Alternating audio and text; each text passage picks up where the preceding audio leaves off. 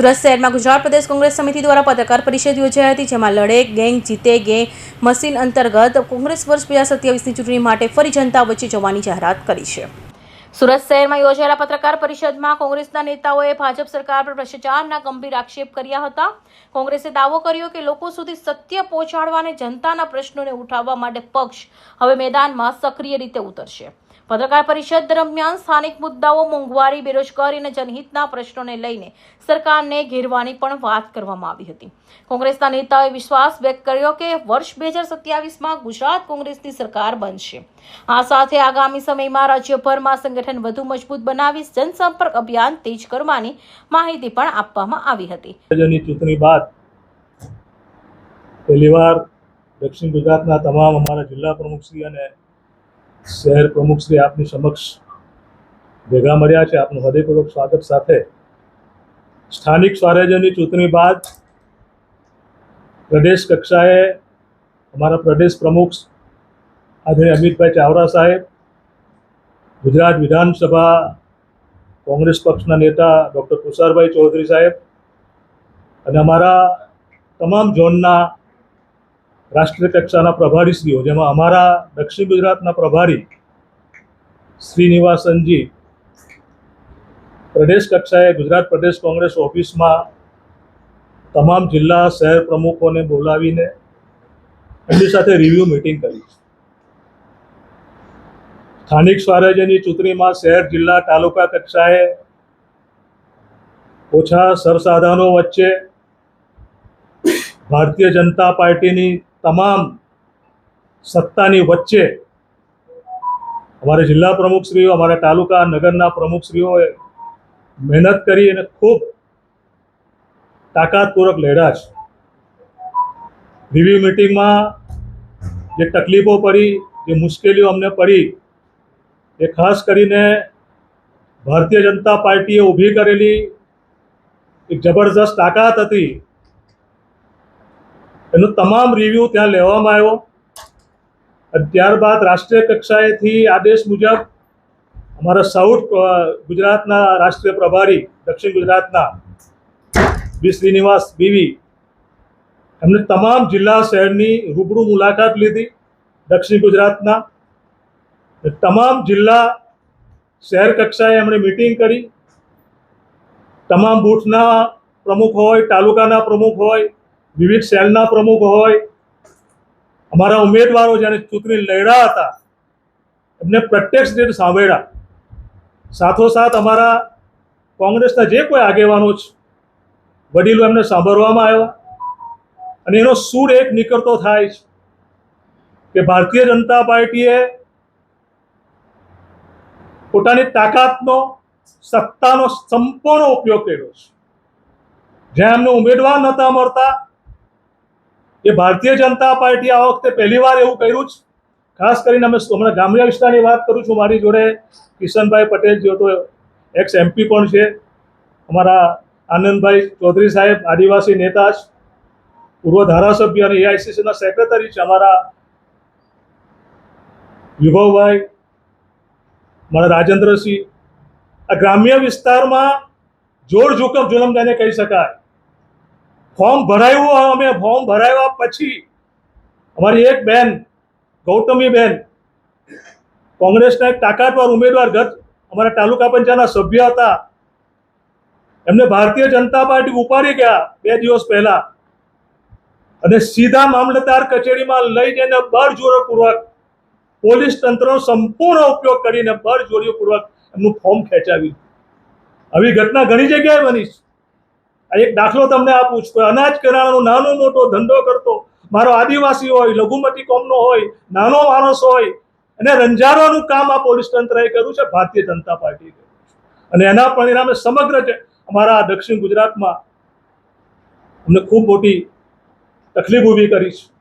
પણ એની સામે પણ અમારા યોદ્ધાઓ જે કોંગ્રેસની વિચારધારામાં માને છે, જે કોંગ્રેસની પરખે રહ્યા છે, તાકાતથી લહેરા છે, એ તાકાતથી સાથે લહેરા સાથે અમે જે પરિણામ લાવવું નથી લાવી શક્યા, પણ સારું પરિણામનો પ્રયત્ન કર્યો છે। એ વિજેતા યોદ્ધાઓને તો અમે આવકાર્યા જ।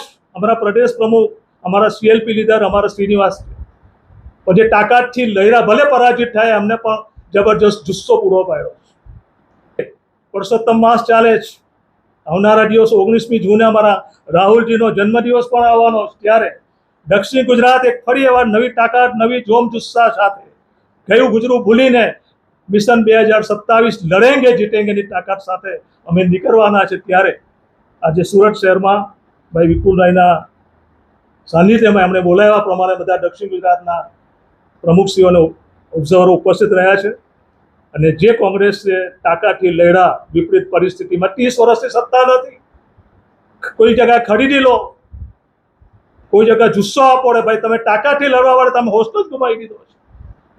જેમ ધારાસભ્યમાં ખરીદી લેવામાં આવે, જેમ લોકસભામાં ખરીદી લેવામાં, એમ નાનામાં નાના એક આદિવાસીનો દીકરો, એક દલિતનો, એક લઘુમતીનો, ઓબીસીનો દીકરો તાલુકા પંચાયત, જિલ્લા પંચાયતમાં જઈ શકતો હતો, પણ લોકશાહીનું હરણ કરવા વાળી આ ભારતીય જનતા પાર્ટી, સંવિધાનને ધીમે ધીમે ખતમ કરવા વાળી આ ભારતીય જનતા પાર્ટીને અમે આજે સંદેશ આપવા માંગીએ છીએ કે કોંગ્રેસ એની વિચારધારામાં માને છે અને અમારા રાહુલજી, અમારા ખરગેજી એ તાકાતથી લડવા માટે નીકળ્યા છે. ત્યારે આવનારા દિવસોમાં તાકાતથી, નિષ્ઠાપૂર્વક કોંગ્રેસની વિચારધારા સાથે લડીશું.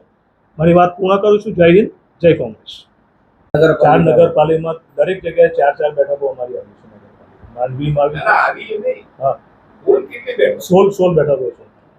4 નગરપાલિકાની કુલ કેટલી બેઠક? 182 બેઠક. 4 નગરપાલિકા. વડોદરા, કડોદરા, બારડોલી, માંડવી અને તરસાલી. આ 4 નગરપાલિકાની 182 બેઠક. 122.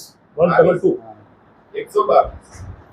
એમાં કેટલી કોંગ્રેસી બીજેપી છે? તરસાલીમાં 4, માંડવીમાં 4, વડોદરામાં નગરપાલિકાઓમાં 8 બેઠક નિર્ગી અને આપણે બારડોલીમાં 4, 12 બેઠક. જિલ્લા પંચાયત જિલ્લા પંચાયતમાં અમે જેમને જે બેઠા વર્ણન કરીને અમારી આ બેઠકો આવી 2-3 બેઠકો એવી છે જેને દાબ દબાણપૂર્વક ખેંચાવી લેવામાં આવ્યું અને તમામ છેલ્લી ઘડીએ અમારી સાથે પડતો હોય છે તેનું ફોર્મ પહેલા જ ખેંચાવી લીધું એવી ઘટનાઓ પણ બની છે. એટલે જિલ્લા પંચાયત અમારી આવી નથી. કોઈ બાકી હતા ખેંચાવવામાં? હા હતા, એ અમે ત્યાં રિપોર્ટ કર્યો છે જ્યાં કરવાનું છે ત્યાં. નામ તો જાહેર ને એ અમારે જ્યાં કરવાનું હોય અમે કરી દીધું છે. જ્યાં અમારે કરવાનું હોય પ્રદેશમાં ત્યાં કરી દીધું. પૂછે તો જવાબ તો તમે આપો કે બાકી કોણ હતા એ?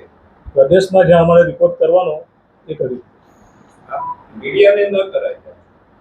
ત્યાંથી જાહેર થશે જેને કહ્યું છે એનું. પોતાનો સાચો વિષય ને પોતે સાચી વાત કરતા હોય ને સરકારના વિરુદ્ધમાં હોય તો આપ જાણો છો, આપણે ત્યાં પોલીસ આવી જાય છે, ખોટા કેસો થાય છે, ખોટી રીતે કોઈ પણ ધાક ધમકી આપી અને એ સરકારની વિરુદ્ધ નથી એવું કહેવડાવવામાં આવે છે. આપ સૌ જાણો છો એ બાબત છે. તો તેઓએ આ જ રીતે, હું અહીંથી કહું છું, ભારતીય જનતા પાર્ટી આ ચૂંટણી લડી નથી. તેઓને કોઈ અહીંયાની પ્રજા સોસાયટીમાં ઘૂસવાની દેતી હતી. આ પ્રજા અહીં તેઓને સ્વીકારતી રહી હતી, પણ તેઓએ આ લોકશાહીનું ચીરહરણ કરી, મશીનરીનો ઉપયોગ કરીને આ ચૂંટણી લોકશાહીની લડી છે. પણ એનું જે પરિણામ આવ્યું હોય, અમે અમારા કાર્યકર્તા આજે પણ એ જ જોશમાં છે અને આવનારી ચૂંટણીમાં પણ અમે એ જ જોશમાં રહીશું. અમે આઝાદી પહેલા આ અંગ્રેજો સાથે પણ આ જ રીતે લડતા હતા ને આ જ રીતે અમને જીત મળી હતી અને ભારત દેશની પ્રજા અમને પ્રેમ આપ્યો હતો ને અમને વર્ષો સુધી અમારી સાથે રહી હતી. જ્યારે લોકશાહીનું ચીરહરણ કરી અને આ શાસકો આવ્યા ત્યાર પછી જે પરિસ્થિતિ ઉદ્ભવી છે એમની અસર પત્રકારોને એટલે કે લોકશાહીના 4 સ્તંભને થઈ છે. તેની અંદર નવાઈની વાત નથી. અમે વિરોધ પક્ષ હંમેશા પ્રજાનો પ્રશ્ન ઉઠાવતા રહીશું, એમની સામે આંદોલન કરતા રહીશું અને આવનારા મિશન 2027 લડેંગે જીતેંગે એ લઈને અમે આગળ વધતા રહીશું. એની અંદર તમામ અમારા બૂથથી લઈને અમારા તમામ સંગઠનની અંદર જે પણ શક્તિ ઉમેરવાની આવશે એ અમે ઉમેરીશું અને અમારો જે સુધાર કરવાનો આવશે એ અમે સુધાર કરીશું. એ અમારા રાષ્ટ્રીય પ્રમુખ શ્રી ખડગે સાહેબે, અમારા લોક નાયક એવા રાહુલજીએ અને અમારા ગુજરાત પ્રદેશ કોંગ્રેસના પ્રમુખ શ્રી અમિતભાઈ અમને સીધા નિર્દેશ કર્યા છે અને એ નિર્દેશ પ્રમાણે અમે તમારા સંગઠનની અંદર જે પણ સુધારો કરવાનો આવશે એ કરી અને આ શાસકો સામે અમે લડતા રહીશું. આ પરિસ્થિતિ સામે અમે લડતા રહીશું અને જીતશું.